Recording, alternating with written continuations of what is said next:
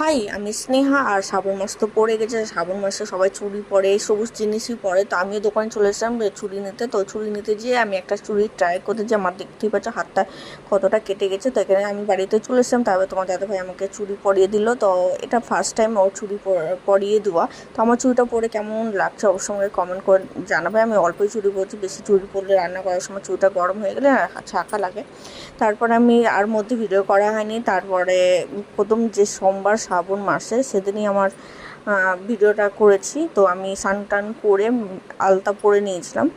তো আলতা পরার পর মেহেন্দিও পরে নিয়েছিলাম। মেহেন্দিটা মানে সুন্দর হয়েছিল আমার পক্ষে। তো আমি এতটুকুই পারি মেহেন্দি পরতে। তো আমি মেহেন্দির কালারটা কেমন এসছে অবশ্যই আমাকে কমেন্ট করে জানাবে। আর এখানে নেল পলিশটাও পরে নিয়েছি। তারপরে আমি পুজো দিয়ে দিয়েছিলাম আগে, তারপরে সব কাজ করেছি। তারপরে ভিডিওটা নিতে ভুলে গেছি। তো আমার মিনি ব্লগটা ভালো লাগলে লাইক কমেন্ট আর সাবস্ক্রাইব। বাই।